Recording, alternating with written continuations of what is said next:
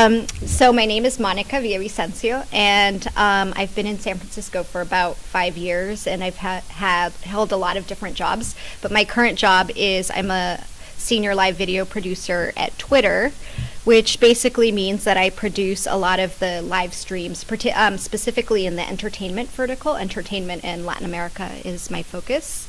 But in other lives here in San Francisco and elsewhere, I've also been a writer, video editor, and a public radio journalist. And my heart is also in literature, so I also write fiction.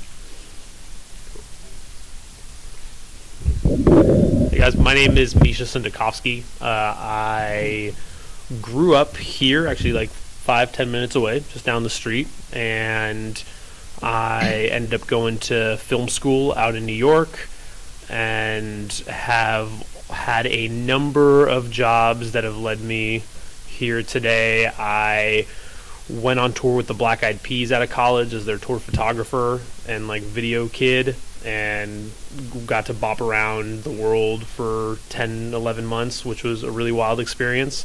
And then I got back to New York and started my own little boutique production company that I ran for about 3 years. Moved home to San Francisco, tried to create my own startup and failed in spectacular fashion doing that. I worked at Eventbrite here in the city for about 1.5 years as the video guy there. I then got kind of a wild opportunity and I flew back to New York and I produced at Saturday Night Live for about 2 seasons, doing like the commercial parodies and digital shorts. And now I'm back home in San Francisco for good, and I work at a company called Udemy.com, which is the largest online marketplace for education that we know of. We have about 60,000 video courses in any topic, and our instructors create the content, and then we do kind of like a revenue split model with them. And so both sides get to win. Students get really affordable education, and instructors make supplementary income. So, yeah, that's me. I'm Sean Farley. I did not grow up here on the West Coast. I grew up on the East Coast in the woods of New York State because there's more to New York State than New York City. I work at Skywalker Sound as a sound editor. I cut effects, dialogue, Foley, and I had kind of a roundabout route getting there. Because I didn't study it in undergrad. I studied history and anthropology as a double major. Almost picked up a third major in technical production for theater because I was really into sound at that point and was doing live sound for concerts and theaters, mostly as local crew. By the time I finished college, I realized I probably should have majored exclusively in that or maybe in music.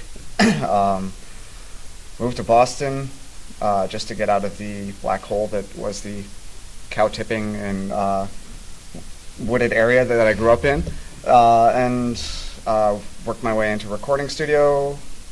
Wound up going to grad school while I was there for visual and media arts, and just kind of found my way moving towards sound for picture because that seemed more appealing once I got to me once I started getting into the sound production world.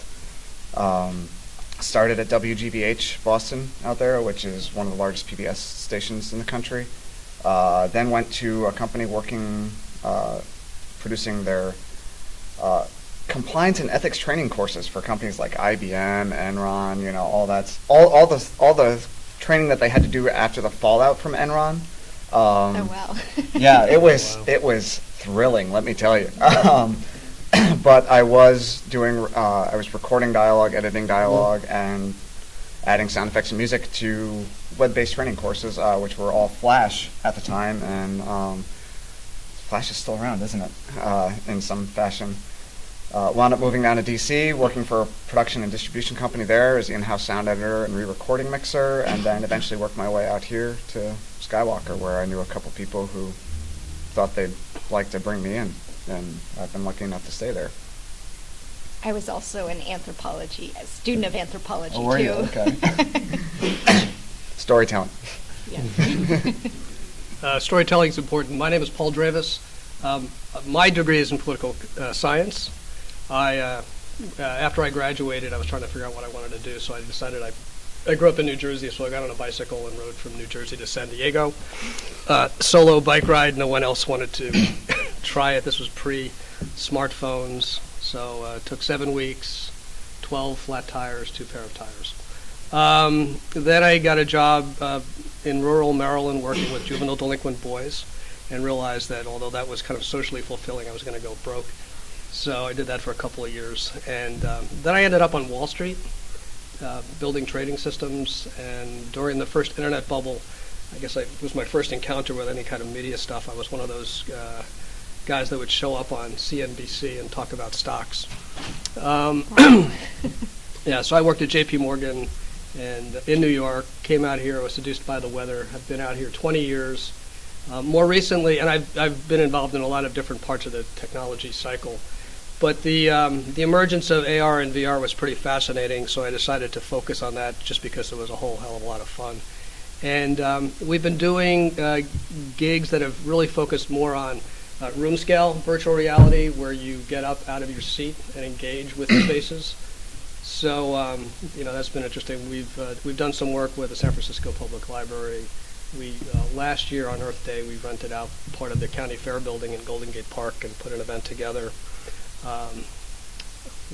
Toward the end of last year, Melinda Weil in the astronomy department here had me come in and walk folks through, what it would be like to land on the moon with the Apollo 11 moon mission. So that's on one side. We've done some gigs with seniors' homes, and one was 35 people came in, and a third of them were in walkers, and we had a great time.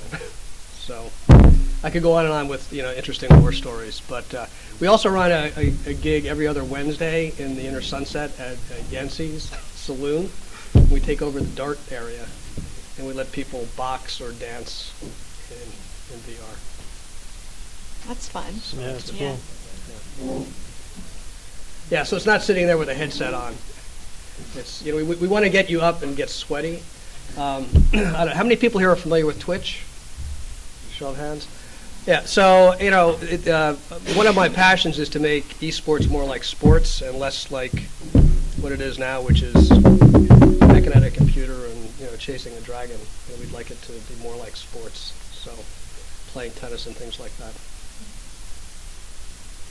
So ladies and gentlemen, this is our panelists to start.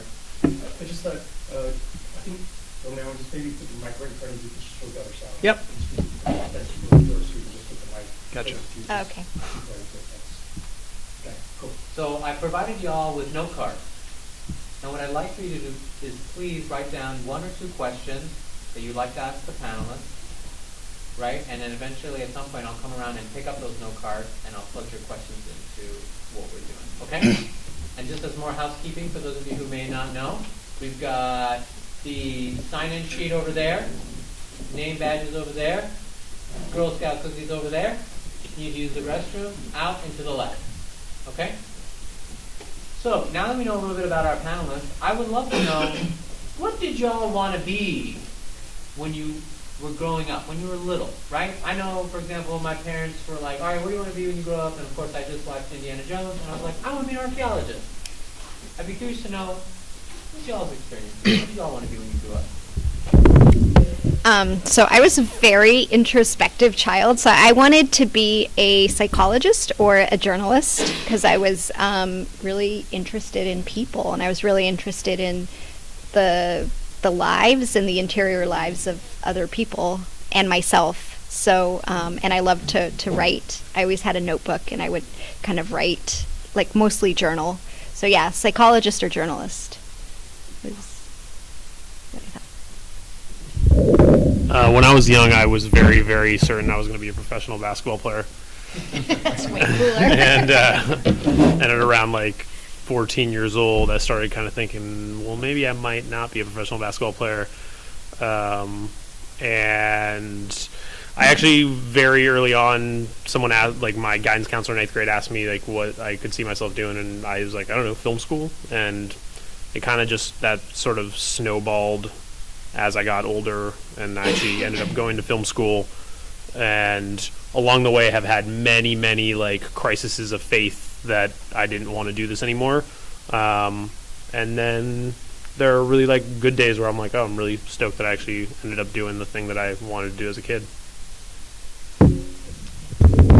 So I remember when I was maybe in second or third grade, I decided I wanted to be a paleontologist, so not too far from archaeologist.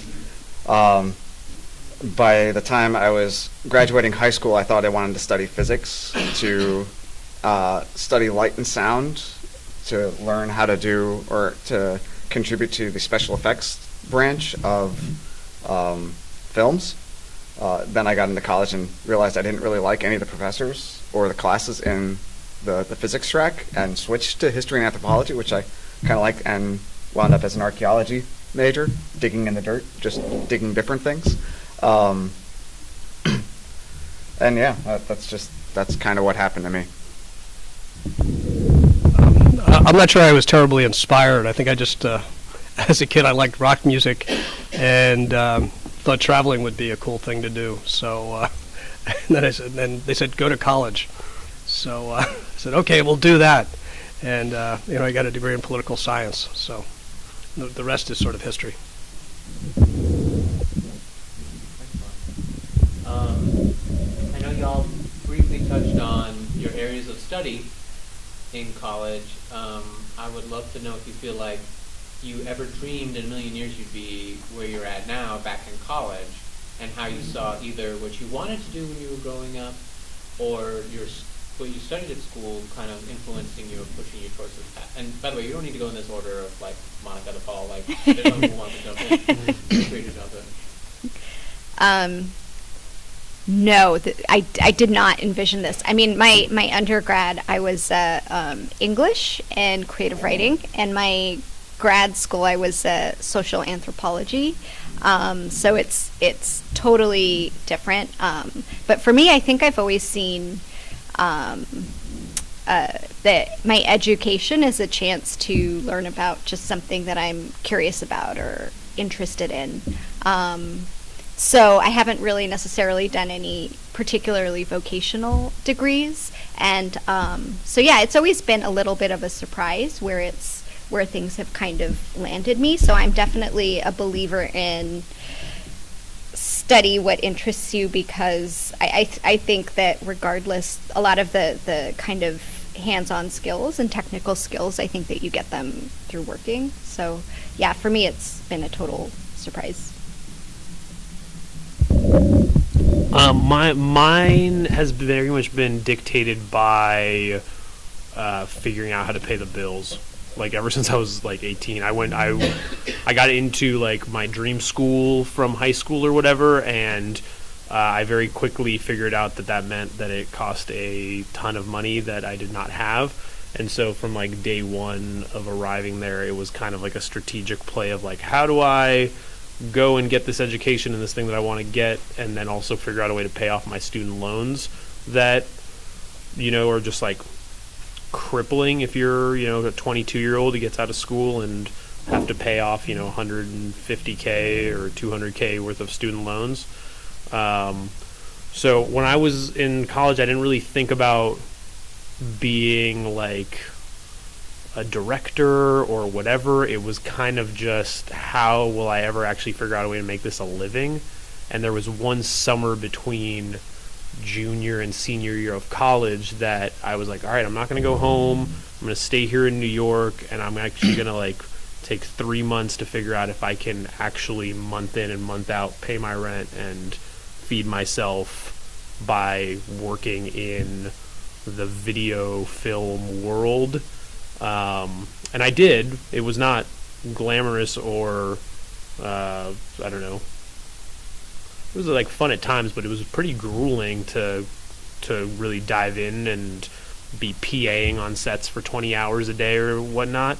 But that's kind of how it started for me, and my goal obviously was always like, how do I get to the creative side? How do I get to the side where I actually get to make up the stuff that is being made, as opposed to driving the trucks or carrying around the stands?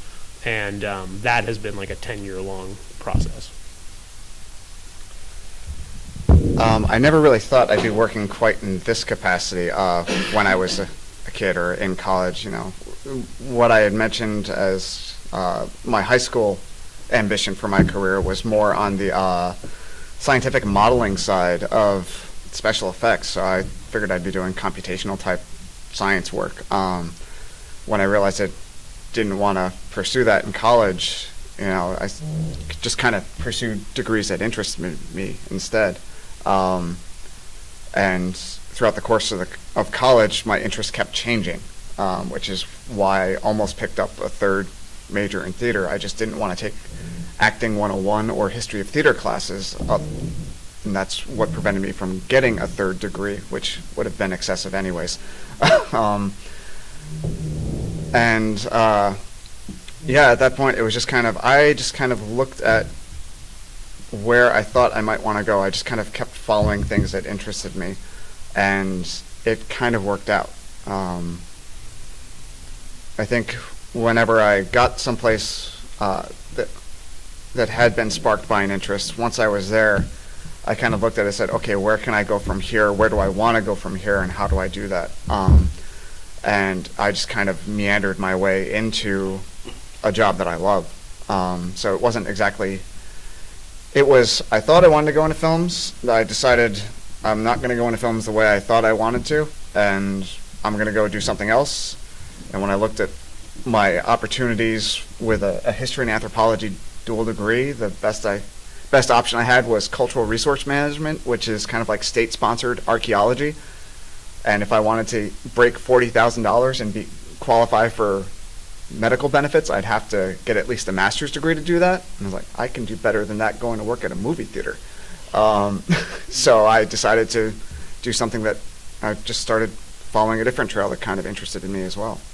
Yeah, I just want to add to themes that you guys have both talked about, that I feel very much like kind of crafting the career feels like it's like a delicate balance between financial considerations and creative aspirations, and sometimes it always feels like it's this balance it's never kind of perfectly calibrated. It's always, sometimes you have to focus more on, I need to survive. And then sometimes it's like, I can create more space for my creative ambitions. And hopefully like those two are being held, and always, because that's also been the case for me as well, that it's like, I need to make sure to pay off my loan. And sometimes it feels like it's easier to be creative once you create some steady ground for yourself. And when you don't have that steady ground, it's hard to kind of, in some ways it's hard to dream if you don't feel like the ground is a little steady. I totally agree with that. Like I'm reading a book right now. I don't know if any of you guys subscribe to like the Timothy Ferriss stuff, but he's got this book called like Tribe of Mentors, where he takes interview questions from all these really successful, really powerful people, and chunks them all into really digestible blurbs.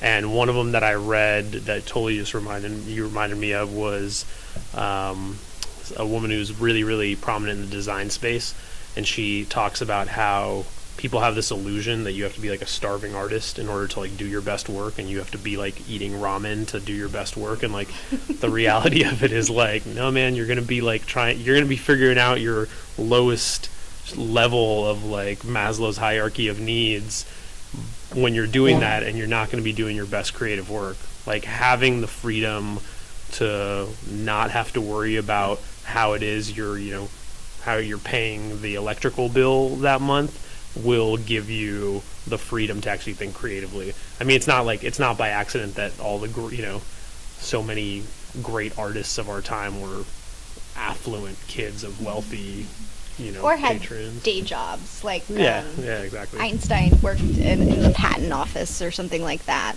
processing. I think he did like processing patents. Like he had a kind of very administrative job. And I forget. There's some famous novelists that worked in the postal service, and So, what's that? Charles Bukowski. Oh, did he? Okay. Mm-hmm. Yeah. I guess how did I get here from there? I guess my career advice would be to stay in motion.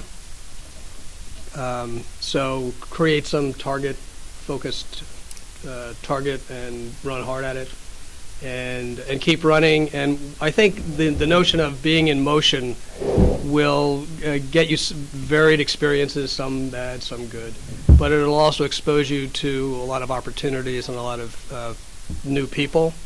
And as I look at my career trajectory, it's kind of meandering. It sounds brilliant, but a lot of it was I feel like I'm an accidental tourist in a lot of different market opportunities. And those opportunities came mostly, more often than not, I didn't hit the target that I was running toward, but opportunities came in from the sides, just because of the fact that I was in motion and in the marketplace and engaging with folks. So I would just, kind of view things as incrementally moving forward, recognizing that there are things that are going to pull you to the left or the right that are going to also shape your career.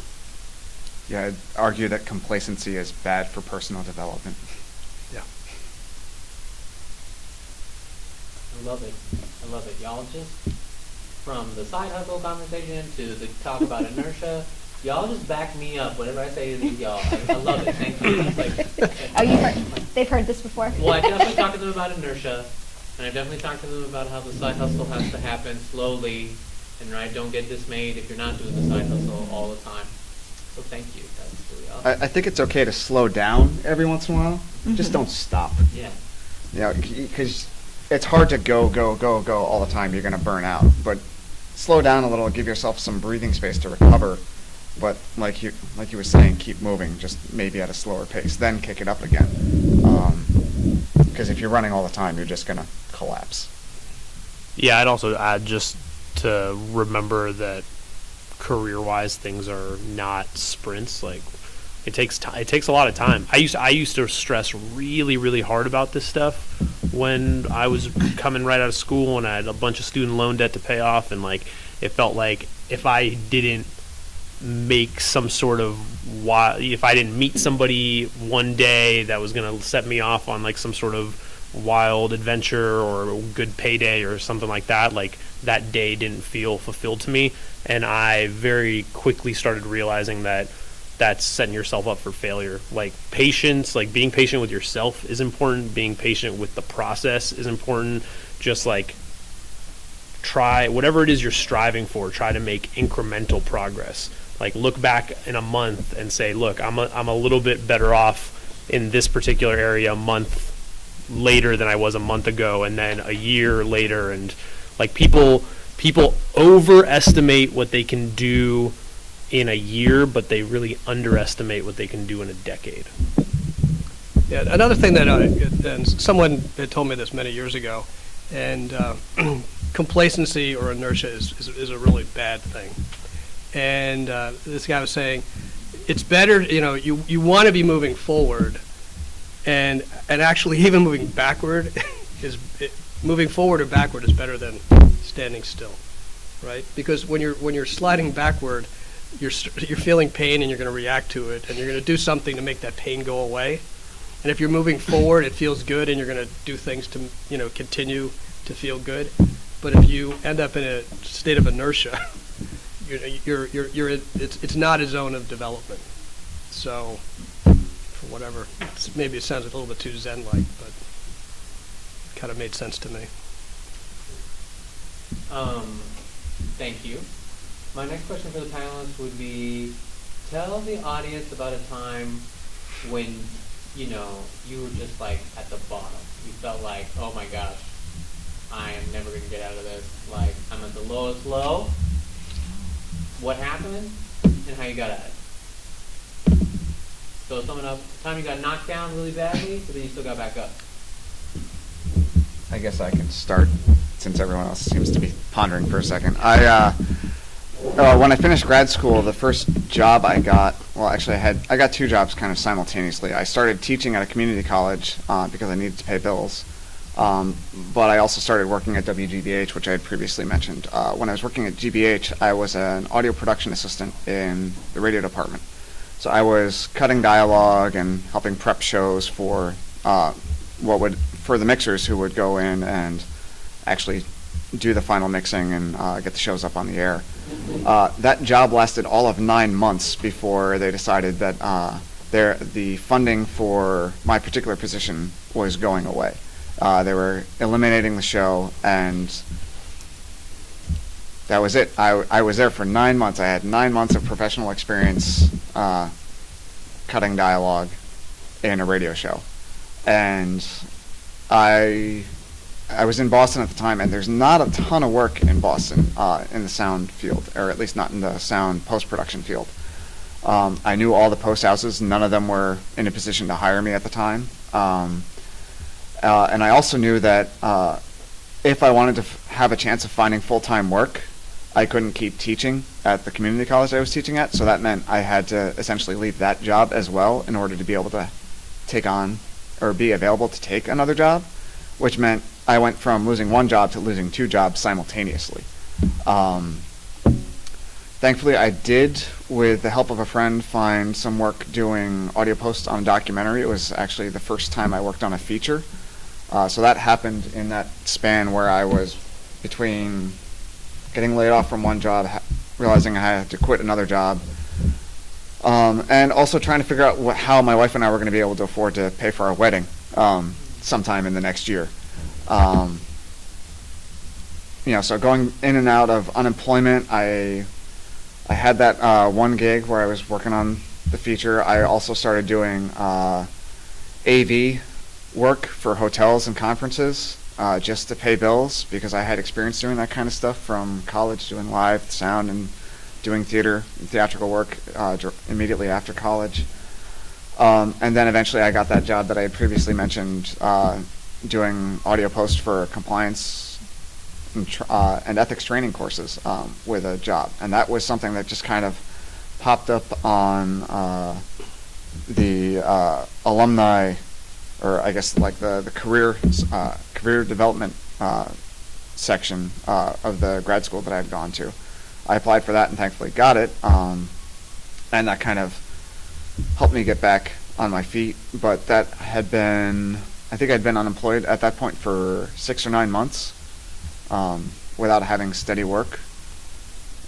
So yeah, when that first job, when I got the news that that job was going away, it was, they told me, it's like, if you want to take the rest of the day, go home and chill out, that's fine, but we're only going to be able to pay you through the end of August. So I did take the rest of that day, and I was just kind of, oh crap. Not really sure how we were going to do that, because I had debt from grad school, had other bills to pay, and yeah, it took a little while, but I had to kind of persevere in finding any ancillary job that I was qualified for that was kind of tied to what I wanted to be doing, just so that I could actually keep my skills up, and then just relentlessly searching over and over every day. I feel like the word bills has been repeated a lot here today. Yeah. some They worrying never go about away. bills. They never go away, and they're quite imposing sometimes, yes, aren't they they?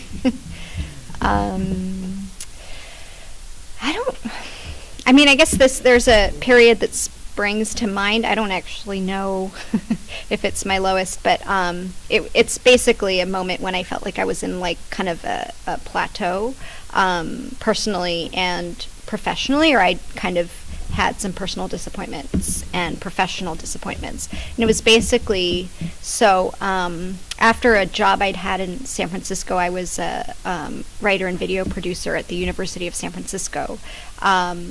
And I left that job, and I went up to, I saved up, so I went up to Portland for 3 months and lived with my friend and did kind of a creative sabbatical. This was at a point when I had decided I'm interested in getting back into writing fiction, and I've saved up. I'll give myself a few months. So I went up there and I took a class, and I was basically reading and writing and taking walks.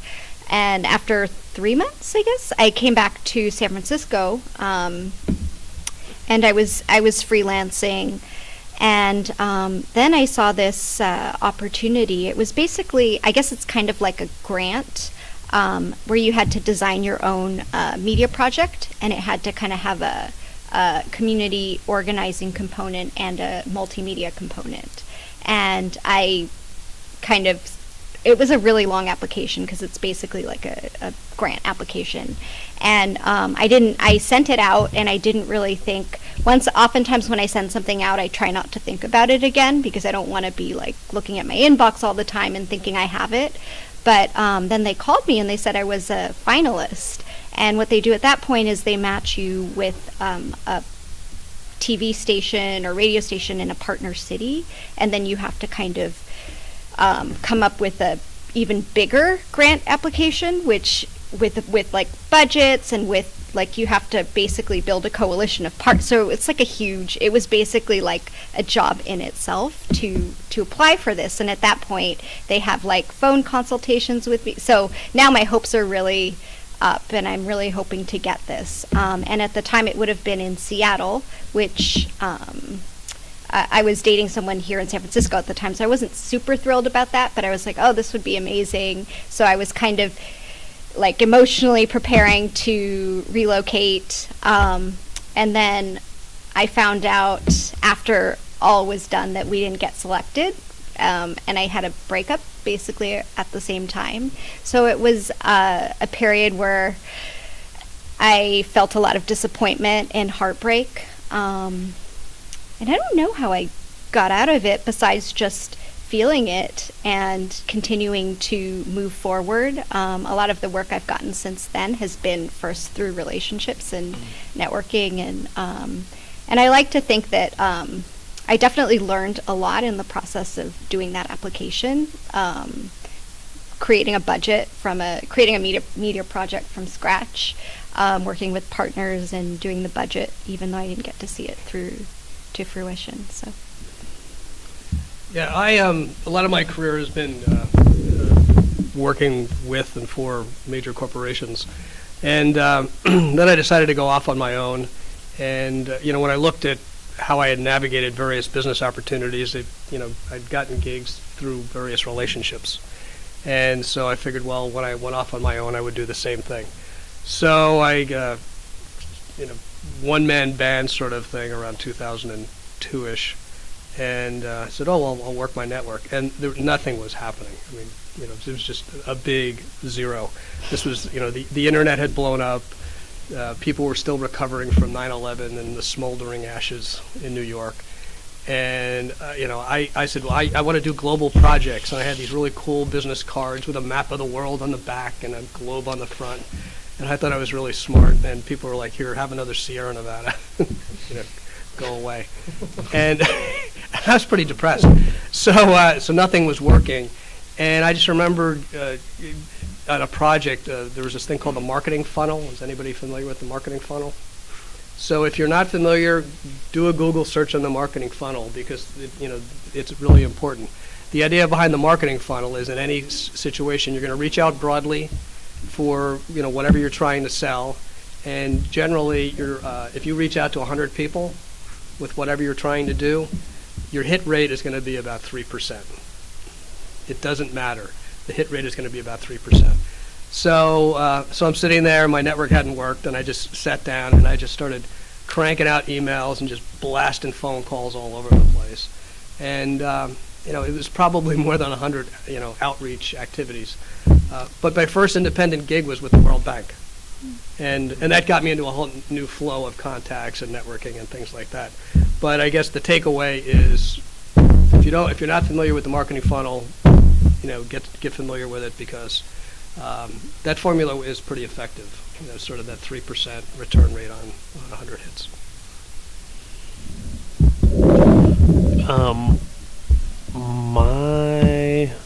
What the question is? Your lowest point. All right.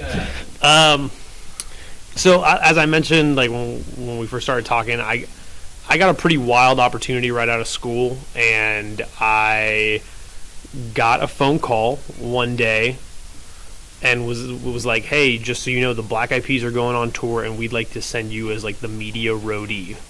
And at 22 years old, I was like, holy shit, like that's incredible. It just seemed like a stroke of total luck, like grace of God sort of situation. And of course I said yes, of course I'd love to do it, and it paid way better than any money I'd ever made before, and it was really wild. And the company that produced this thing was just a digital agency in New York, and their client was Bacardi Rum, and Bacardi Rum sponsored the whole Black Eyed Peas tour. So I was hearing all these things through their, people in New York, and was literally sitting around like on pins and needles every day, kind of wondering like, okay, like, is it going to be today? And then nothing would happen. Then like, is it going to be today? And nothing would happen. And it sat around for 2 months, really like that, waiting for this phone call to say, hey, you're gonna go on this tour like we promised. And finally, it happened. And I pretty much had to like pack up my whole life in a matter of like 24, 48 hours, and went off on this tour, met up with the tour in Kentucky, and it was only supposed to be 10 weeks long, and I was supposed to deliver, which I did. I delivered a photo set, a video, a blog post from every single show, and as you can imagine, after 100 shows, that gets pretty repetitive. But it ended up lasting 10 months when it was only supposed to last for 10 weeks, and it was because I ended up going to the band's manager on my own, because this agency had not produced this whatsoever in an effective way, and I was being treated like a paparazzi everywhere that I went, and I was like, look, like, this has to change. I went to the manager and I was like, listen, man, I get why you guys are sensitive about having photographers around or whatnot, but I want you to know, like, I grew up, like, listening to you guys when I was younger or whatever. Like, I'm not here to make anybody look bad. And, like, I don't understand how you guys don't have somebody documenting this experience anyway, because it's a gigantic tour. And he said, you're right. Like, what are we thinking? Went around, introduced me to everybody, and then, like, overnight, I kind of, like, became, like, as, like, the management would say, like, oh, your family. And it was wild. It was, like, kind of like this, like, almost famous experience right at 22 years old. And like I said, it ended up lasting 10 months because they kept just inviting me back. Like when one leg of the tour would end, to be like, hey, 2 weeks off, but then we're going to South America, then we're going to Europe, like all these places. And I kept rolling with it, and I was like, well, I don't have anything else going on at the moment, like I'm gonna keep rolling with it, saving up a little bit of money. And it you don't even really feel it, but I can admit now, like in hindsight, how me being 22 years old and all of a sudden staying in fancy hotel rooms and everything is paid for, and like, you're partying with a band who at the time is like at the height of their success, it was kind of like, oh shit, I made it to this thing, and like, dude, I got through the tough part of college, and then now it's like life's good, like I made it and to success or whatever I thought that meant at the time. And then it ended, and I came back to New York City and had no prospects for a job, and learned very, very quickly about how your family does not actually mean anything once the tour is over, and the people who you're like rubbing elbows with and shooting the shit with during the experience are no longer returning phone calls. And it was this very, very humbling experience of, wow, like what do I do now? And also was a really humbling experience to just like get an insight into the entertainment world, and how for lack of a better phrase, like how two-faced people can be. It was just something that I had not really experienced up until that point. And honestly, through like simply the fact that I am fortunate enough to come from a very strong family, and I have a strong like core of a foundation of like who my family and friends are, that it didn't affect me more than it did. And it did affect me quite seriously. Like I remember being in New York, just moving into this apartment that I could not afford. The only thing I had in the apartment was a mattress on the ground, and no idea how I was going to pay the rent next month. And it was funny because I remember distinctly being like, oh shit, this is terrible. Like I have no idea what to do next.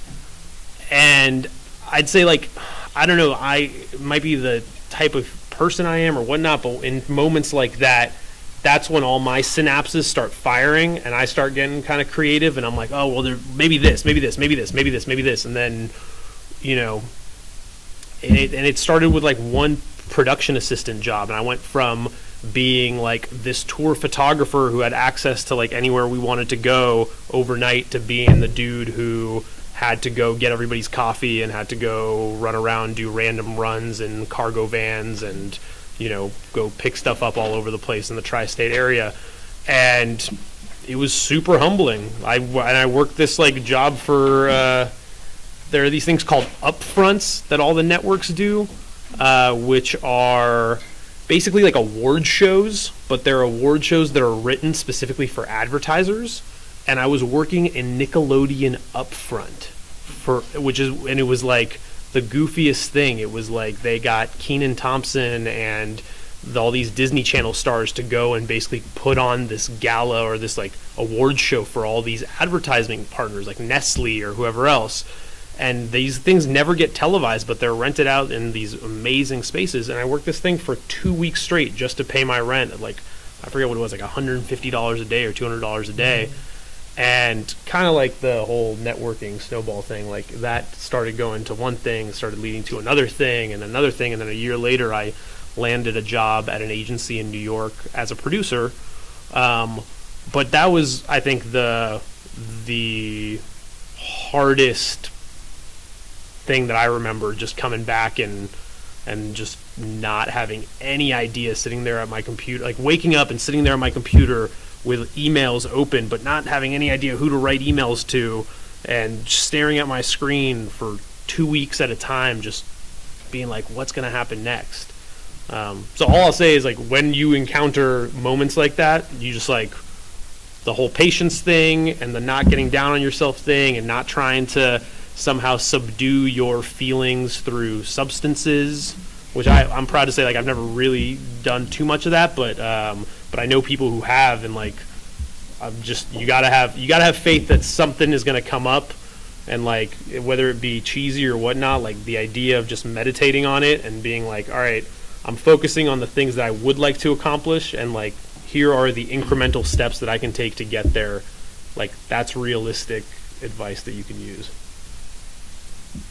And the employment landscape's changed a lot over the last couple of decades.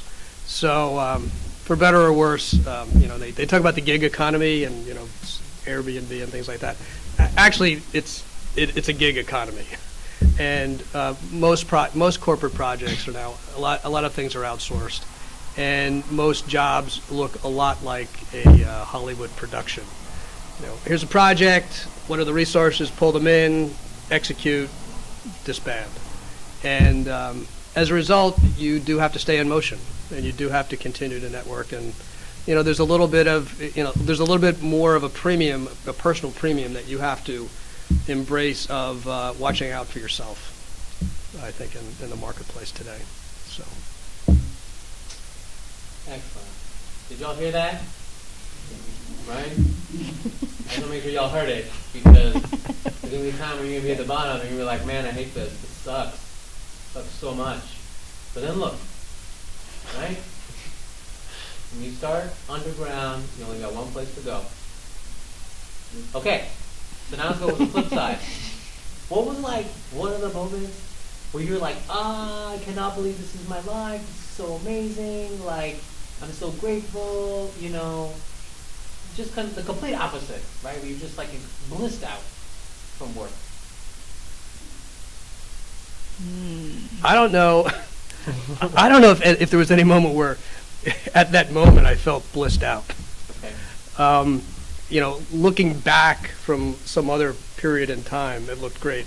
But even at the best moments, it was kind of a conflicted set of emotions of how did you get there, and the work effort. It probably felt amazing, or it should have been amazing, and you were probably exhausted trying to execute on it. And it was only over the course of time you can reflect and say, this was brilliant relative to a lot of other things in a long sequence of events. So that's my pragmatic view. Okay, what about telling us the coolest project you've ever worked on that's not future perfect? Oh God, I've had a lot of crazy stuff.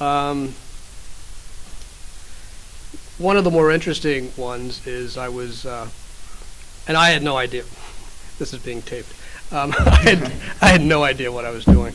I was invited to work with the government of Jordan in the Middle East, and I did it because I'd never been to the Middle East. And when I signed up for this gig, I didn't know that Baghdad was going to melt down, and the whole that whole region was going to be a complete shit show. But I went over, and I was in Amman, Jordan, when they did the first beheadings in Baghdad, I woke up and I felt like I was going to get sick because it was pretty nauseating. But I was staying at the Four Seasons, so it was kind of like this really cool place. But it was chock full of military contractors. When was this? So, was this 2003? Yeah, 2003, Oh, 2004. okay. And it was really bizarre. But and I had to finish this project, so I came back to the U.S., did some more work, and they said you have to go back and finish it. And I had to go to the U.S. Embassy and be debriefed and all this stuff. And my wife said, "You're going back?" And I said, "Yeah." And she said, "You're going to be presenting at this conference at the Dead Sea." And I said, "Yes." And she saw the hotel, and she said, "Well, this place is gorgeous. I'm coming with you." So we went, and so the first trip was kind of a nightmare of political intrigue. And the second trip, my wife is hanging out, having drinks with John Chambers, who was the CEO of Cisco Systems at the time. And we went off to Petra, which is this brilliant place in the middle of the desert where no one knows who created it. So, that was pretty spectacular, kind of a job experience.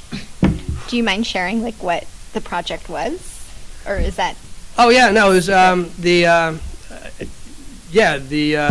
the U.S. has a pretty strong relationship with the government of Jordan, and their economy is pretty non-existent. So we were trying to do business development. So we were focused on telecommunication build-outs and things like that. Cool. Yeah.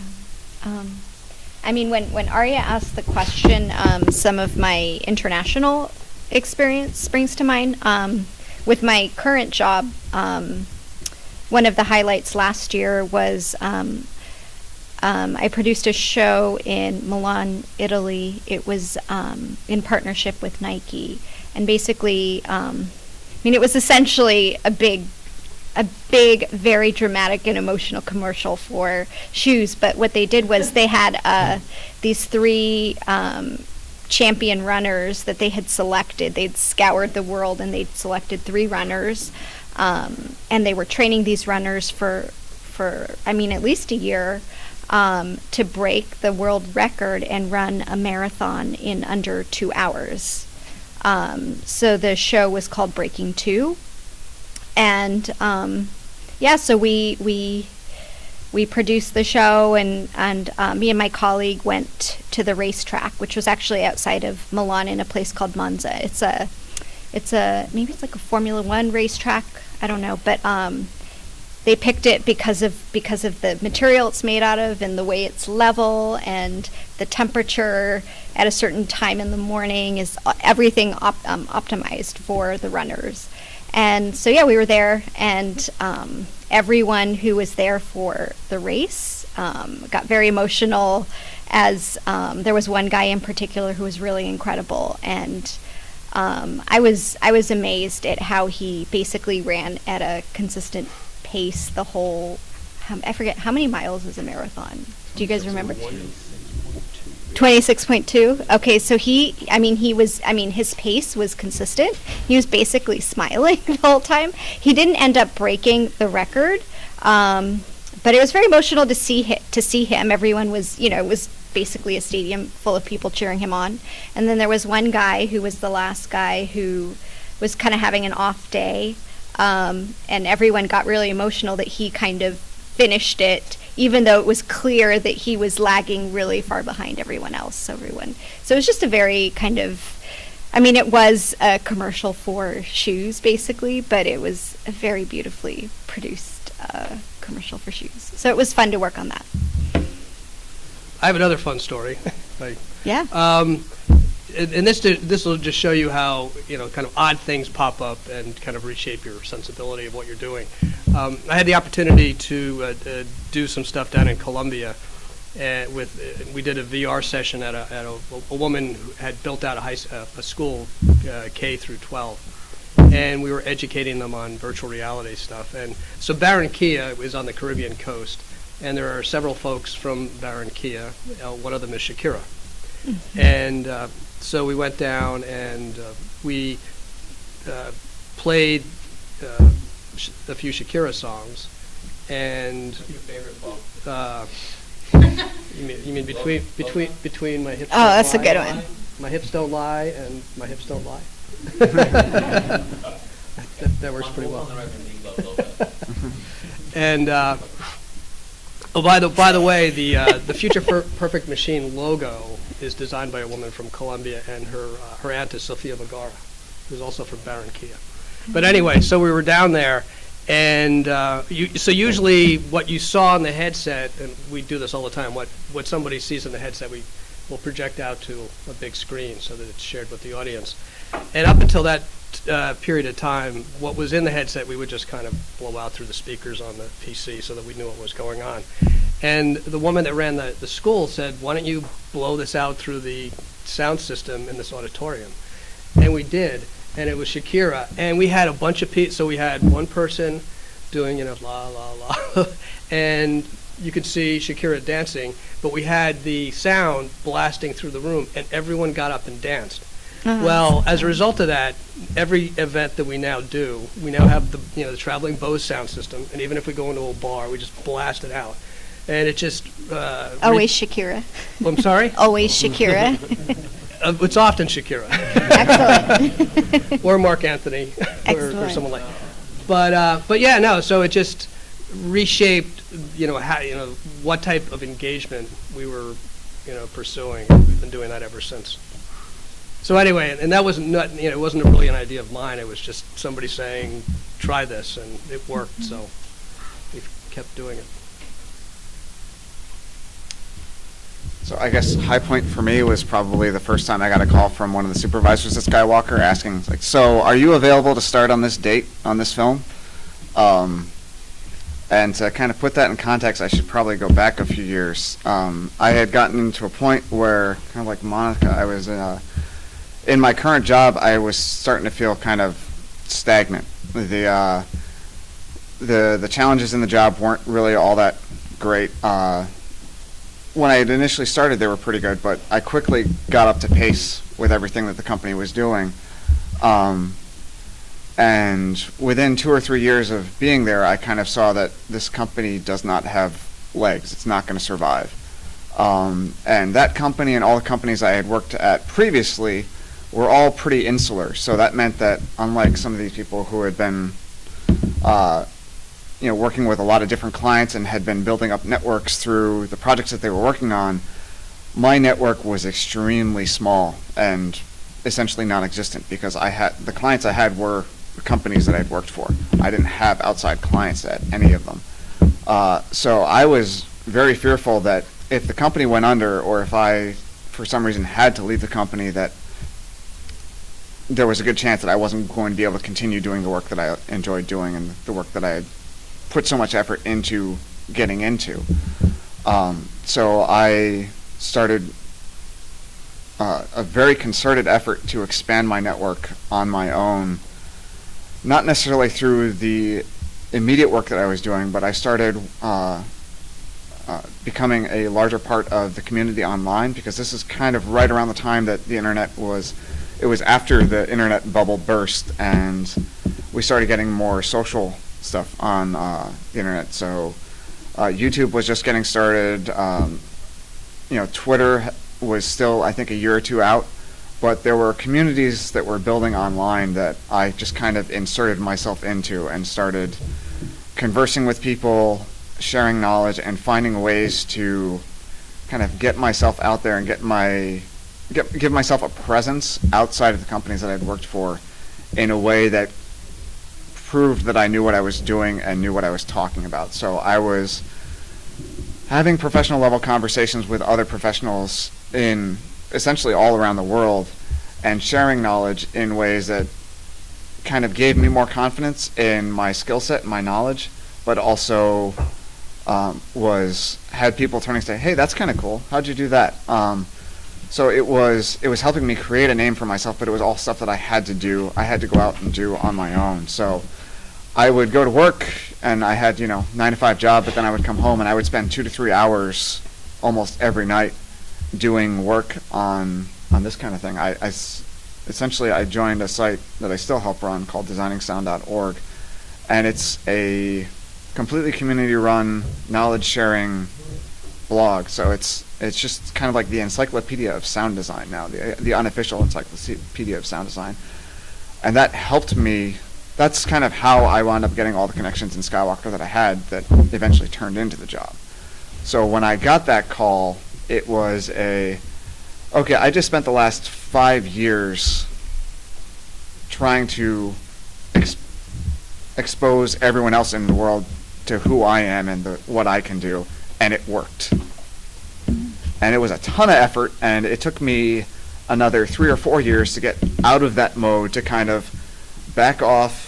I don't have to do that all the time anymore, and to get to the point where I'm starting to have hobbies outside of work that aren't directly related to work, or not expressly, this is helping my career. I have to do this to help my career. So I spent 5 years almost exclusively focused on my career, and thankfully my wife was patient enough to deal with me in that time period. I still made sure we had time to do stuff together, but yeah, it was kind of draining that amount of time, because it was, like he said, it was trying to maintain motion and trying to maintain momentum, and it was a breakneck pace for a very long time. And then when I got that call, I was like, okay, I can calm down now.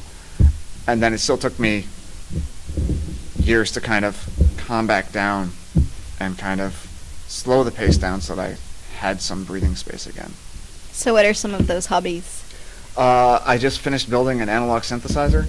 It took me about 90 hours all told, but it's an 8-voice analog synth that's kind of it's not anything I designed myself, but it's a recreation of the Yamaha CS80, which is, if any of you have seen the original Blade Runner, the synth is all over that soundtrack, and it's kind of an iconic and really rare synth, so now I have a modern remake of it, essentially, which is, I just got it working last weekend, finally, so I still have to eventually put it in its case, but I have one more IC chip that I have to swap, because I had a bad one from the factory. So yeah, I'm getting back into playing music and guitar again, and I still go out and record sound effects because I'm still a nerd and I can't completely divorce myself from work when I'm not at work. But I was gonna say all that sounds pretty work related. it's sound. it's somewhat, but the key thing is I'm not putting it all online all the time. Okay. Yeah. Nice. Yeah. I have two, I guess, anecdotes about the times that I've been like, wow, this is really awesome. One, Paul kind of mentioned it, but just in this I think this line of work lends itself to some pretty incredible opportunities for travel if you're someone who likes to travel, and I definitely am. And that's, I think, one of the I never got into this line of work for that, but as a byproduct, just have come to realize that I've been incredibly fortunate to get to travel places on other people's dimes and to get to see the world in a way that I would never have been able to see if I hadn't been working in this line of work. One of those experiences was maybe 5 years ago, 2013. I was sitting around another round of between jobs, kind of I don't know what I'm going to do next, and I have some family actually in Moscow, and I was kind of sitting there kind of meditating on oh man, maybe now is a good time for me to go and take a trip and visit them. I got a little bit of money saved up, I could probably do it, and I swear to you this happened. I guarantee you that this actually happened the next moment. As I was sitting there thinking that, I got a text message from someone that I knew who was a producer at the Miss Universe pageant, and was like, hey, do you know anybody who's a shooter, producer, kind of jack of all trades, who can come with us to Moscow for the Miss Universe pageant in 3 months? And I was like, yes, I do. And that person is me. And it was not so incredible because it was the Miss Universe pageant. I think, if anything, that experience taught me that I don't really want to do anything like that ever again. But there was this moment where I forgot to mention the backstory. My family moved to America when I was 4. And I'm Eastern European, Ukrainian, but we speak Russian at home. And during this 3-week-long production stint, with the Miss Universe pageant, we were staying at a very fancy hotel, accommodations paid for, everything like that. And just walking around on the streets, I was very face to face with this moment of, whoa, man, like this is what my life was supposed to be. And I was like staring at all these people and this life that I was very much supposed to live, or what I was born into living. And, you know, by the sheer graces of good fortune, ended up moving to San Francisco when I was 4 years old and have this totally different life, and was there observing it as this very, very privileged guest.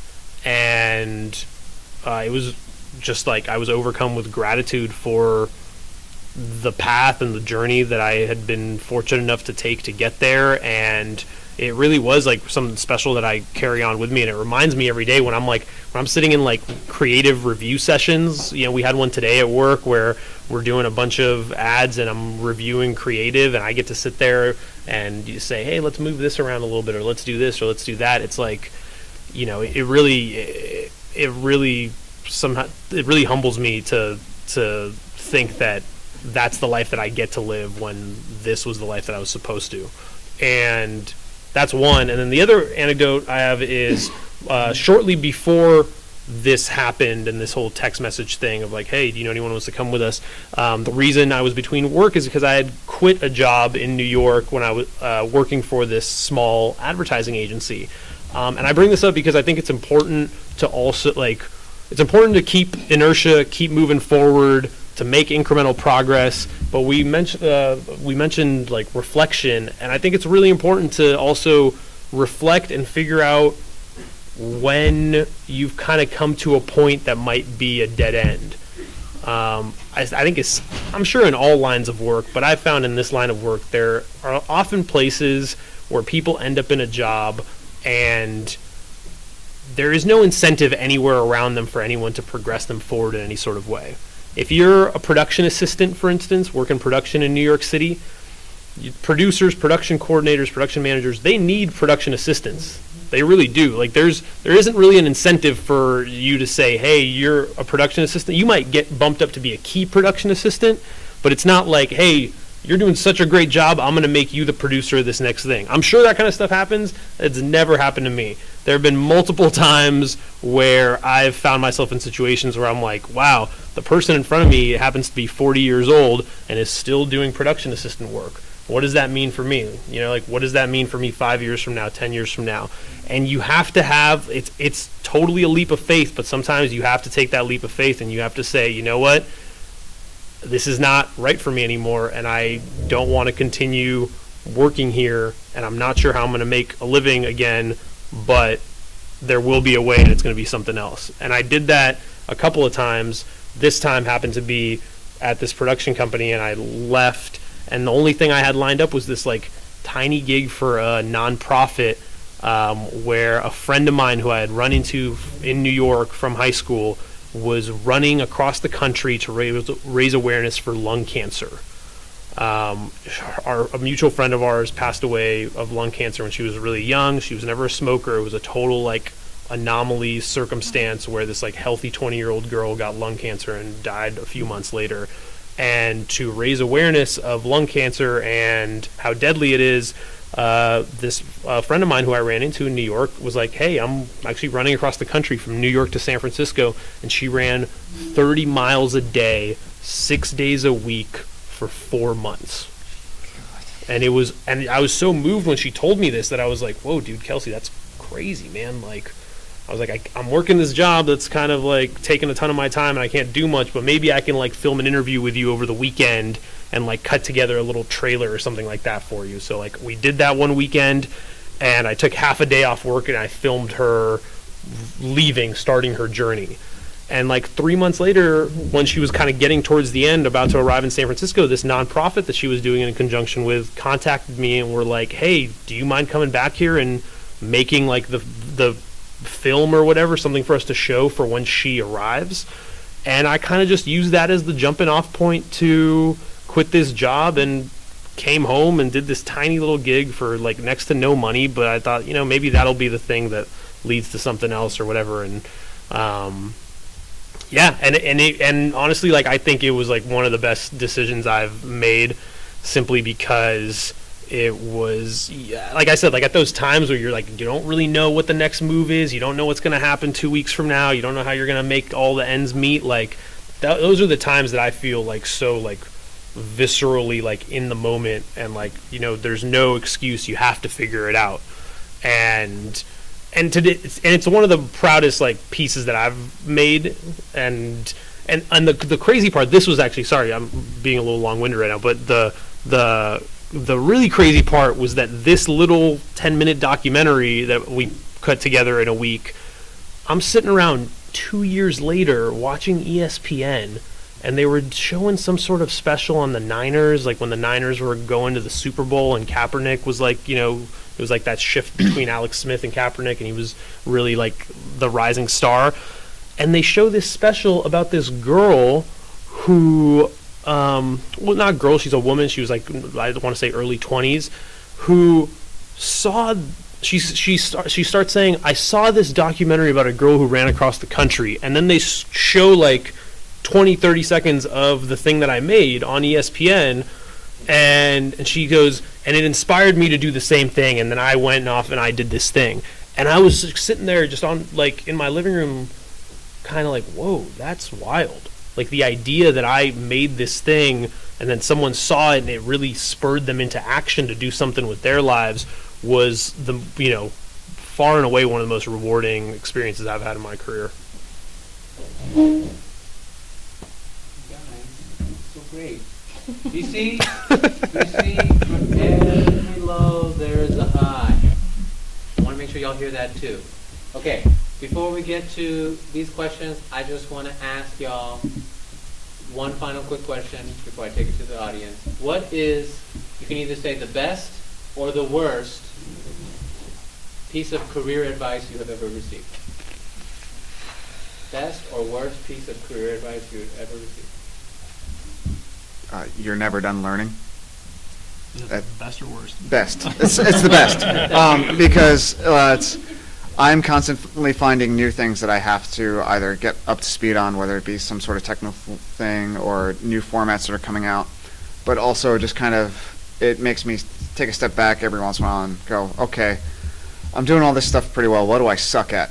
What do I need to get better at? And, you know, to the point where one of the supervisors that I work with at Skywalker a few years ago, when he was receiving a Career Achievement Award from the Motion Picture Sound Editors, which is a professional organization, and this is a guy who's won multiple Oscars in the past and all this other stuff, and he said, they probably just want me to retire, but I don't want to retire yet. I feel like I'm just starting to get good.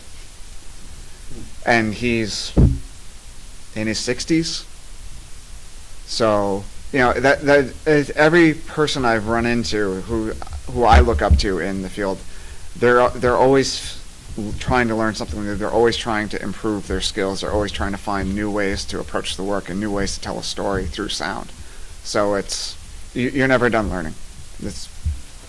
Just remember that, and don't stop trying to find new stuff to learn, because if you do, then you're getting stagnant. You're not maintaining forward momentum, and someone's going to surpass you, and you're going to lose all your job prospects. If you found me on Skype or WhatsApp, I have to say, it says always learning. That's for me as well. And it's it's true today, and it's going to be even more true tomorrow.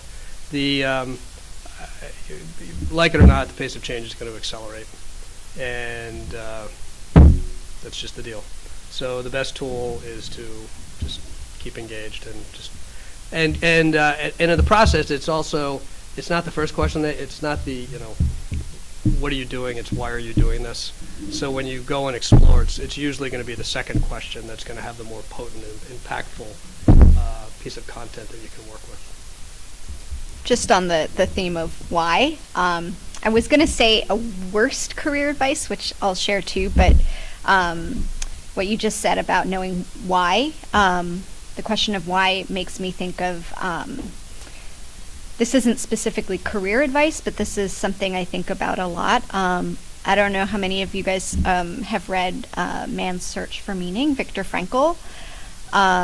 He was a Holocaust survivor, and in his book he explores why is it that some people kind of were more resilient. I guess I don't know if that's the right way to characterize it, but were able to kind of withstand the horrors more than other people. What was it that kind of fueled that with some people? And it was a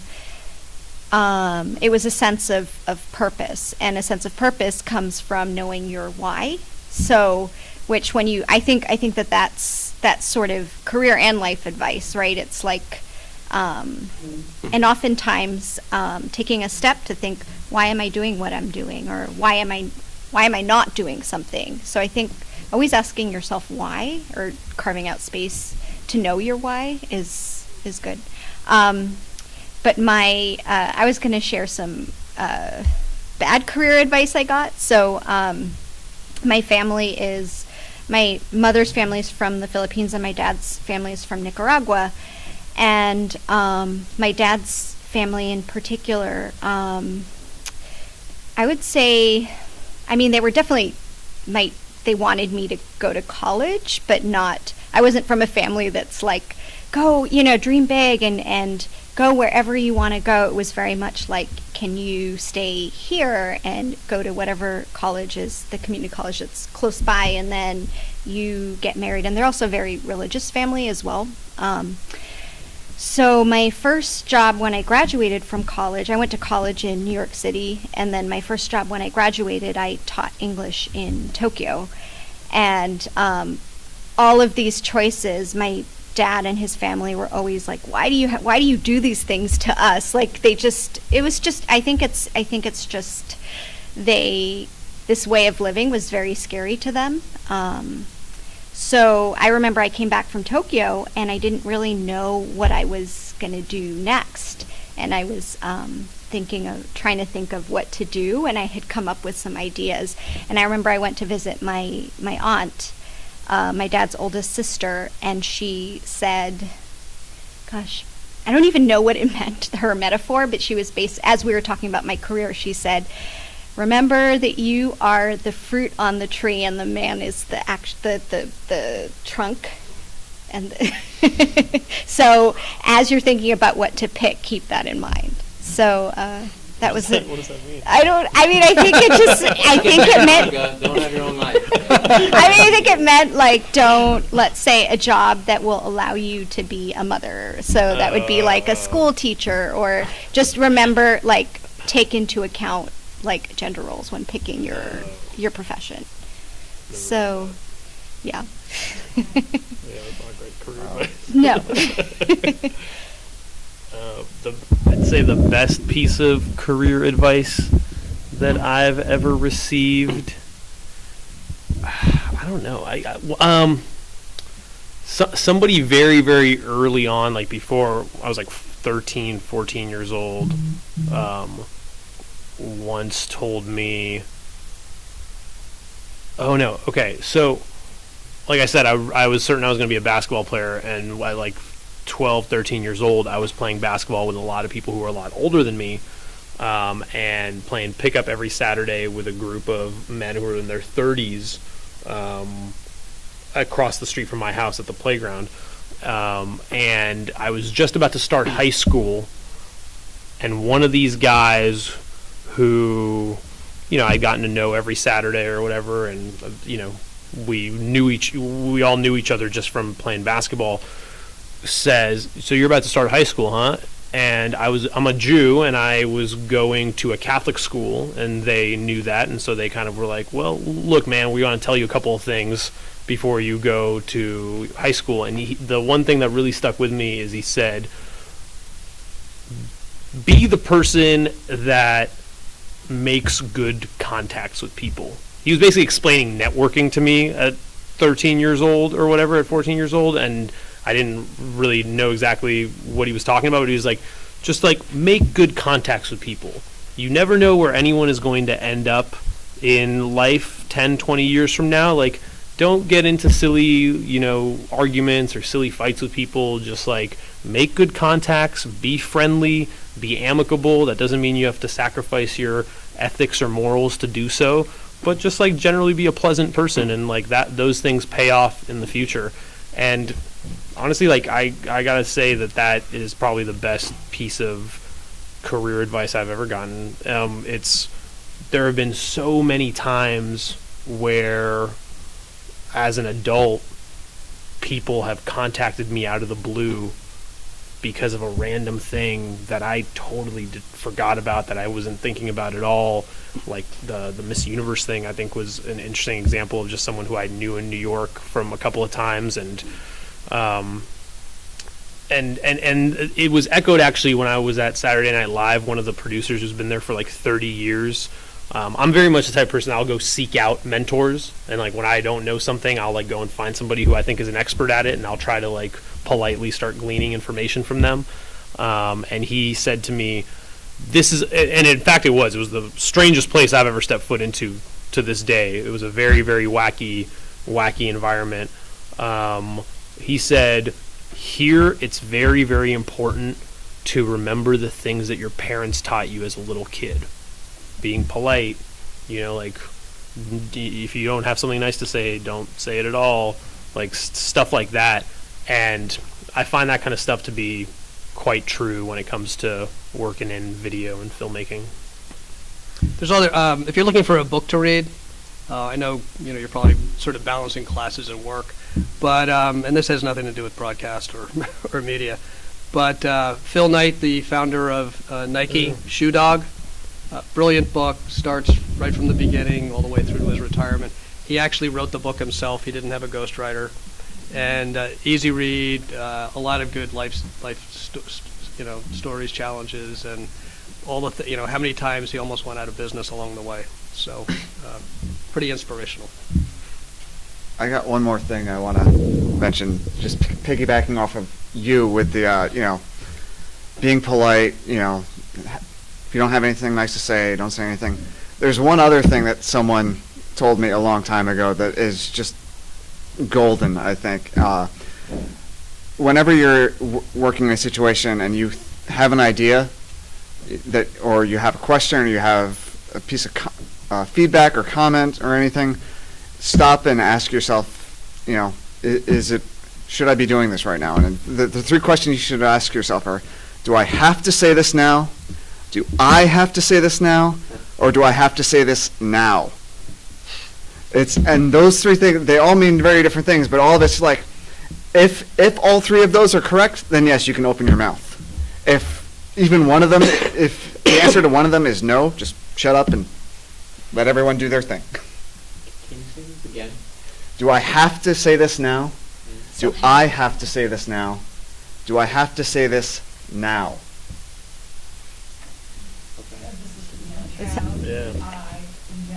Yeah. So is this something that has to be said? So the first question is this something that has to be said? Do I have to say this now?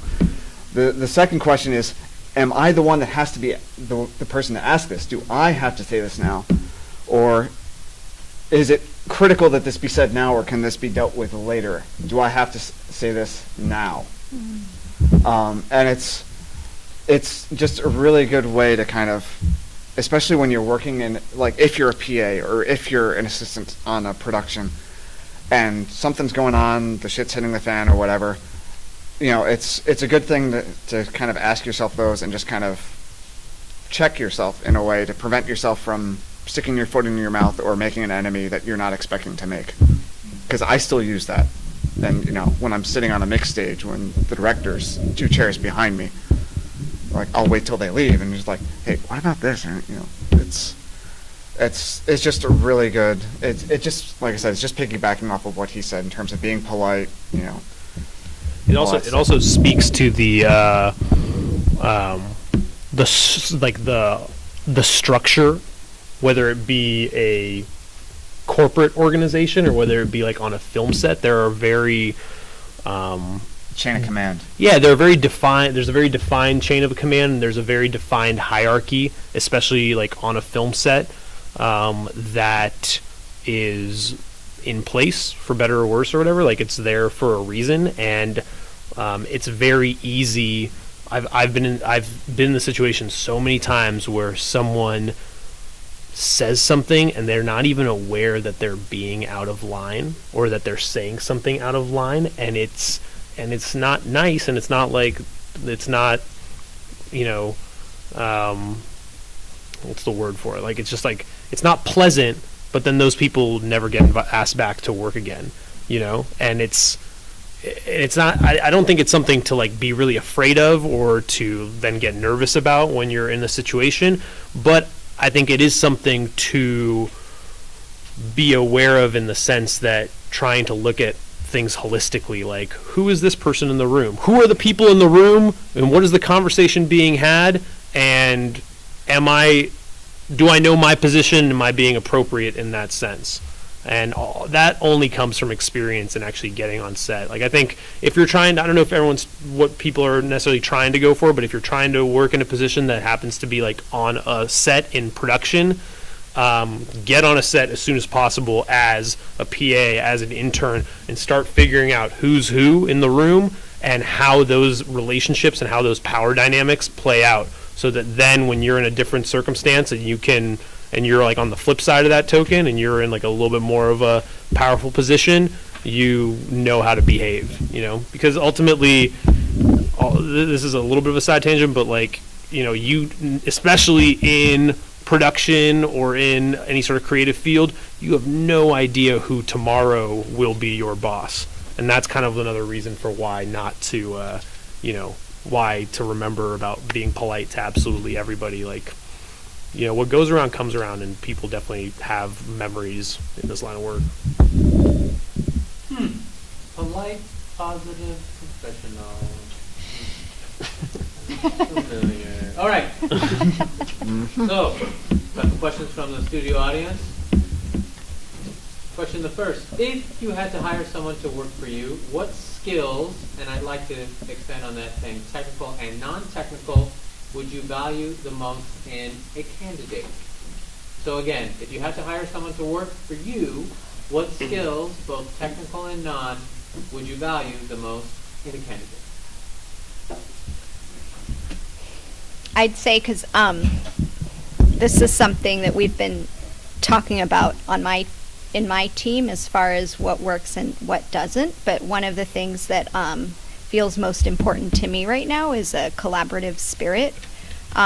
We've definitely had varying degrees of success with that, so I'm still trying to figure out the best way to screen for that, and how do you, what do you ask, and how do you know that that's someone that you're bringing on, especially for our team, because even though everyone has, in some ways, distinct roles, in a lot of ways we kind of all have to help each other out with things, and I've worked with people who are very willing to help out other people, and when they see something that someone else may have missed, they're not going to necessarily just point it out. They're going to help fix it, because ultimately, if one person fails, it makes our team look bad, like everybody look bad. If we make a mistake, even though it's one person's mistake, they view it as our team made the mistake. So I would say, and it's not as common as you would think to find people with a collaborative spirit. So I would say that's really important. As far as technical skills, what's really hard is that, as some of these panelists said, everything is always changing. So you spend time learning one system, and then like they kind of rip the rug out from under you, and it's like now you have to. It's just you're not using it anymore. So I would say, rather than one particular technical skill, I would say that comfort with learning and comfort with being in a position where you have to do that all the time. So. What she said. Yeah, no, I would agree that the technology's changed a lot, but the notion of how do you process and execute those dynamics are pretty consistent. Just stay focused, adapt to change, and things like that.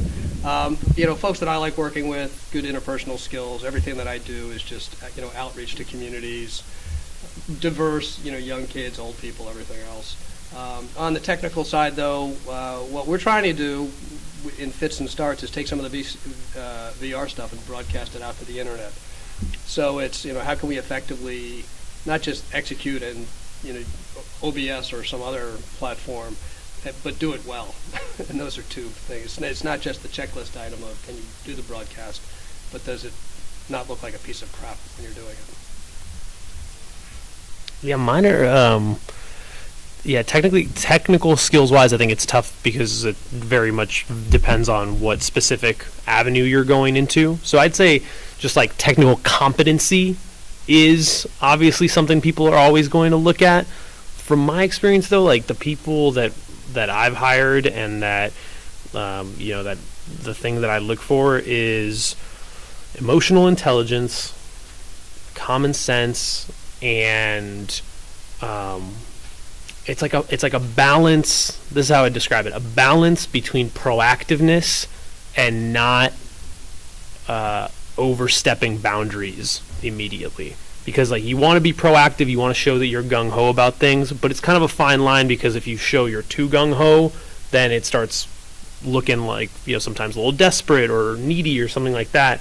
And I think there's no set equation to those things, but it's showing up with a positive attitude and being willing to volunteer to do something when it comes up, and then whenever you do it, make sure you're doing it 100% correctly, and those things get noticed like more, I think, than you think. It's not super easy to find people who are really qualified and gel with with a team, and that's the way I started looking at it a couple of years ago. It's like everything is about teams, right? Like teams execute on whatever objectives, especially within the startup world or the corporate world. Everyone falls into some sort of team or is managing a team or is either an individual contributor or a manager. And as a candidate who is looking for a job, the thing that I always do is I walk into a room and I start kind of sensing the vibe. Like, what is the vibe here like? And then how would I be able to contribute to it, and how would I be able to add value to it? Because at the end of the day, like when people worry a lot about job security, but the people who have job security, or at least who don't have to really worry about job security, are the ones who are adding value, objective value, not like I'm a creative, so I get to, my creativity is better than this person's creativity. It's like objective value. At the end of the day, when you break it down to dollars and cents, who is adding more value to the bottom line of a business? And that's kind of what I'd say. Yeah, the other, just to follow on to that, when you're out in the marketplace and you're looking for a job or a new gig, there's always your aspiration of what you want to get out of it. There's somebody on the other side of the table that's writing a check, and they're looking for like, what are they going to get out of you? So just understand that tension and that what you want and what they want hopefully are the same thing, but understand that they're going to be putting some money on the table and they want you to deliver something in an appropriate fashion. Whatever that is, that's a whole nother discussion of, trying to understand what they want. But, understand that they do want something. And it's not all, how do you get from this role to this role to this role or this pay grade? I mean, we all want to do that, but just understand that set of dynamics is in play. Sorry, go ahead. I would also say that in addition to skills, I think I touched on it before, but I ask myself, is this someone I would want to work with, right? So you have to be somebody that people would feel good about working with. So because you spend so much time with the people that you work with, sometimes it's crazy how you see them more than your friends and family and partners sometimes. So I would say I've seen in many instances, sometimes the person that gets hired is someone who's the good, but maybe not as good as this great person, but who's easier to work with. So I do think that being easy to work with is really important. I actually just remember something about the previous question, the like best piece of advice thing. I have a super goofy one that came to me from an Uber driver on the way to a job interview. And I actually did not take this advice to heart as much as I should have. And in hindsight, I won't say what job, but I wish I did. And as we were driving there, I was a little nervous about the interview. And he goes, "Remember, you're interviewing them also."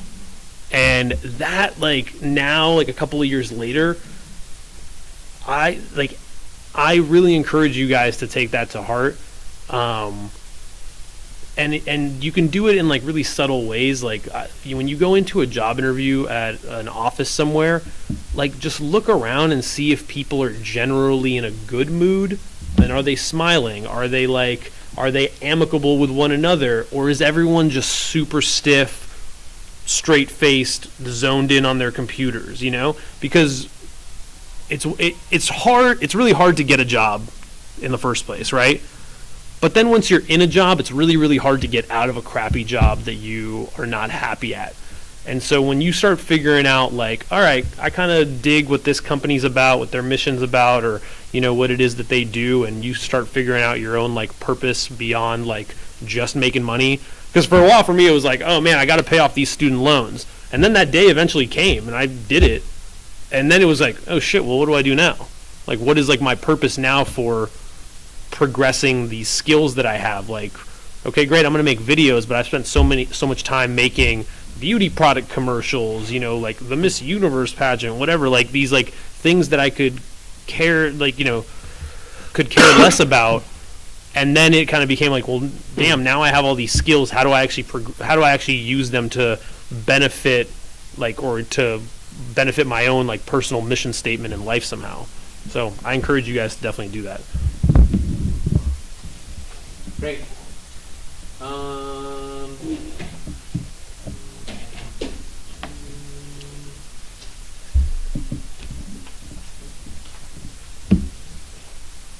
How do you handle the situation when the company you work for doesn't know how to use their equipment?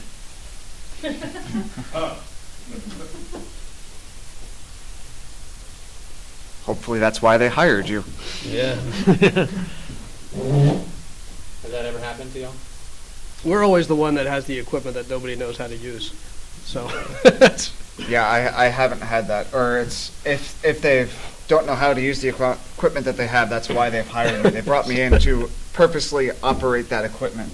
So yeah, I don't know that you're going to run into that too often unless you're working for a government agency as a contractor, because then that happens. Great.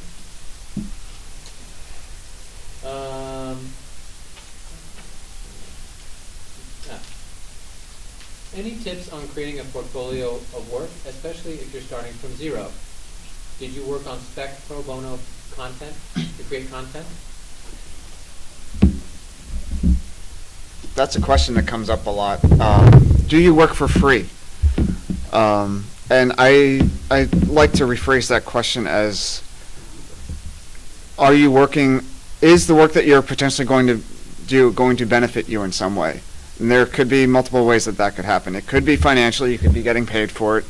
It could be something where it's helping you build your portfolio if you don't have one, or it could be one where it's helping you make a connection with a filmmaker or a collaborator who you'd like to work with in the future, or who you think has something interesting to offer, or maybe it's just giving you the opportunity to try out something new in a setting that's low pressure. So I think if any of those kind of meshes, then that's a great situation. If it's the kind of thing where it's you're being asked to work for free and you're not really feel like you're getting anything out of it, you're not getting any challenge, you're not expanding your network in a way that you like, or then, you know, do that cost benefit analysis for yourself. But yeah, when you're getting starting out, you're going to have to do as much work as you can. But you're in a great place to do that if you're in a media production program in a school. If you're studying sound, there are filmmaker students here. If you're a filmmaker student, you know, maybe there's a journalist student that you can work with somewhere to, you know, do a story with. make those connections here in the low pressure environment where there isn't a financial risk involved, or a financial failure could break someone, to make some of those connections and develop your skills. And then when you get out of here, look for ways to keep doing the work. The only way to build up the portfolio is to be doing the work, and you're better off doing work with other people, for other people as a collaborator, than you are just doing it for yourself, because then you're bringing your aesthetic to something, and you can say, well, this person wanted this, and this is how I achieved it. Whereas if you're just doing it for yourself, it's like, yeah, I just thought I'd try this out, or I wanted to do this, and that's not, like what Monica was talking about with being a team player, or being part of a team, and Misha mentioned that as well. Being able to point to something, saying, yeah, I did this project with this person. Here's what they wanted. Here's how we work together. Here's what I did, or here's like the other people that I worked with. So I did this and they did this. And building your portfolio that way is going to also help you just build up those collaboration skills in general. And for the most part, your work is probably going to annoy you within a few years. Like that early work that you did, you're going to look at like 2, 3, 5 years later and be like, oh God, what was I thinking? And you're going to keep doing that every 2 or 3 years. You're going to look back and be like, oh God. You're just going to keep getting better, though. Just accept the fact that you're going to hate everything you did in the past, and you're getting better. So it's a good sign if you hate Yeah. your previous work. But because you're still in school, one, you're in the Bay Area, so there's an unlimited number of crazy ass things you can get involved in, and to go after things that either are going to sound cool, technically, or have a great brand. Because when you go out into the job market, it's going to be all about storytelling. So your portfolio is going to be, how you stitch all of these ideas together into a cool story, because then you become the product. So I would focus on building your brand, building your story, and then all of these pieces that you're going to pull together, are they additive in a positive way to your storyline? And I'd say be strategic about it. Like, definitely, if you're in a place where you're starting from absolutely zero, like, yeah, do stuff for free. Like, but make sure when you do it for free, you're getting paid, not necessarily in dollars, but you're getting paid in a high quality product that you have at the end to then show somebody. If you're doing something for free and you come out with chicken scratch, maybe it's like chicken scratch because your competency level is not quite there yet with cinematography or with camera work or whatever, like, by all means, that'll get better, right? Or you can take it to somebody who is better and you can say, hey, what can I do to make this look better? How can I light this interview better? How can I get better sound quality or whatever? Just make sure that the next thing you do is in fact better. You know what I mean? Like, you can definitely be critical of the stuff that you're making, but make sure that the next thing is a little bit better, and then a little bit better, and then a little bit better, and then eventually a couple of those projects, and you will have a little bit of a portfolio to show, But at the same time, like, it's kind of like this double-edged sword. Like, you say yes to doing something for free once, and then all of a sudden that becomes like a little bit of a precedent, and people start coming to you and like saying, oh, I heard you did this thing for next to nothing or whatever. Like, we have a limited budget. Like, then make sure that you're partnering up with people who help your portfolio. Say like, for instance, you have a couple of projects from a nonprofit, right, that you did for a real low budget. Okay, cool. And then a medical device company comes to you, and it might make sense because you don't have anything in that realm to show, like, to diversify your portfolio. So maybe you do say yes again, but then like the second time, it's like medical device companies have money to spend, like there's also that kind of thing of understanding like who is actually telling you that they have a low budget and are being genuine about it, and who's telling you they have a low budget but really are in a position where they could be paying more money. It's tricky. It gets into that other side of the coin where you have to learn about how to actually run a production company and how to do client services. And they're kind of two different sides of the brain. They're like, there's your creative side, and then there's the logistics side of like, nuts and bolts. What can I do and what can I afford to do? And it's a balance. You got to find that. I have a more firm line. Corporate, they pay, Yeah, yeah, exactly. period, Yeah. end of discussion. Oh, yeah. You know, and then, Yeah. you know, on the community side, you know, I mean, I've done a bunch of free stuff in San Francisco for the library, Department of Family Services. I've gotten a lot of personal gratification out of it. You know, and it sounds good, but we've also been able to engage and try different things out. But if it's corporate, boom, you know, this is, you know, time and materials, or whatever, however you're going to shape it.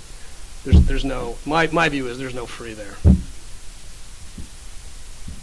But if you're starting out, you might not have the clout. You know what I mean? Like you Then might not have then do the community outreach. If you're starting out, you're probably not getting a lot of the corporate. Yeah, exactly. Yeah. Yeah, I agree that corporate should always pay. Absolutely. Yeah. Yeah, that's Yeah. kind of exploitative, Yeah. I would say. Yeah, totally. And startups can be tricky to work with. Oh, yeah. Just for 100%. All right, this will be our final question, so we can give the panelists some time to take a break and maybe mingle with John. If we don't think our work looks professional yet, should we wait to promote ourselves? If we don't That's a think good- our that's a work good looks question. professional yet, should we wait to promote ourselves? Well, it depends on if I interpret promote kind of more broadly. I think you can promote yourself to seek out learning opportunities or mentors. So if you don't feel like your work is as professional as it could be, you could promote yourself to try to get opportunities to make it more professional. So, you know, if you have some work samples, pick the best that you do have, and maybe that's where you do the community outreach to try to get opportunities to do other work pro bono that may help you develop your skills more. But so not necessarily promote yourself to a big company off the bat if you're not ready for that. Yeah, that's an interesting question, because part of me wants to say, like, no, fuck it, just go, and, like, you know, you miss 100% of the shots that you don't take. But the truth is, sometimes you potentially run the risk also of, say you submit your stuff that doesn't look super great to a company, and then a couple of years later you've like advanced a lot as an artist or as a creative or whatever, and then you try to approach those people again, and it's like it's very hard to recreate a first impression. So I think that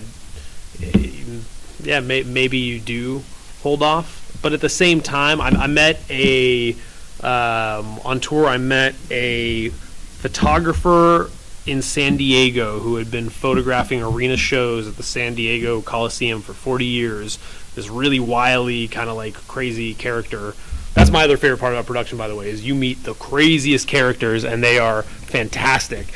And this guy, I was just starting out. I was like, you know, trying to be a photographer and trying to literally like learning as I was doing. Like I got this gig, but I had never been paid to take a photo before in my life, but I wasn't going to say no to it, you know? And I just went and I did it. And when I met him, he kind of reiterated that mentality. He was like, look, if you're presented with an opportunity and you are super you're scared because, look, I don't know if I have the technical skills to actually pull this off, say yes. Just go do it. Like, and then like say, like landing the gig is hard enough in itself. If you're presented with an opportunity where you have a door that's cracked open, shove your foot in it, and then get real cunning as to how you figure out how to do it very quickly without telling people like that you are not, you know, that you don't know enough. I mean, I get that that's risky because you very well it could blow up in your face if you actually don't deliver, but like there's a certain level of like guts you gotta develop in order to do that, because say you do pull it off and it is great, that's a contact who you're going to have for a long time, who knows that, man, this person jumped in and like delivered way better than we even expected or whatever. You know what I mean? Like, it's kind of, I agree. Yeah, there's totally. I mean, my whole career has been, you know, kind of Yeah, leaning into stuff that I barely knew what I was doing. Yeah, you say yes and then you go and learn it. And then you learn it really fast. And it gets back to, the marketplace is changing, technical skills are changing. It's all about execution. Now, clearly, you're going to see some stuff in front of you, and you're going to say, "Whoa, this is way out of my league." And then you hire people. Yeah, but more often than not, it's going to be a stretch goal. It's not going to be, "Oh, I'm not an Olympic swimmer," So. Yeah, the trick is finding that point where you're treading water or just barely treading water as opposed to drowning. Yeah. You got to challenge yourself. But especially since we're in a metropolitan area like San Francisco, I mean, there are communities you can get involved with to like Scary Cow or 48 Hour Film Festival, stuff like that, where you can go and work with other people on, like I said, low risk basis, because there's no financial stuff attached to it except for maybe Scary Cow if you're paying the membership fees. But you can work with other people, and then you can see your work against other people's work. So you can see where your work is lacking against someone else, but then that person's right there, and you can go, "Hey, how'd you do that? How can I make my thing better?"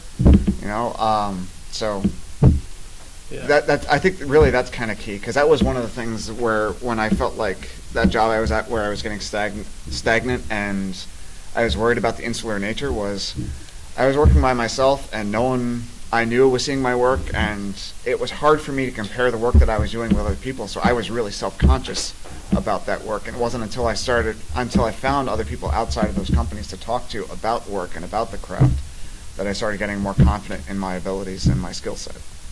I'll also add, be very careful with what you take credit for, because a reputation takes a lifetime to build and a moment to destroy. That's not to say don't take credit when you actually have, if you shot something, you shot this and this is your piece of footage to show as an example of stuff that you've shot. But say you were an assistant producer on something, and then all of a sudden get it in your mind to post this up on your website as something you've directed. Those are things that very, very quickly come back to haunt you, and it's a tempting position to be in, especially if you don't necessarily have a large portfolio to kind of stretch and say that, "Oh, I did this or I did this," and perhaps that works sometimes better anecdotally in conversation. But if you put stuff on your website that is not yours, I predict sooner or later that stuff comes back to really haunt you.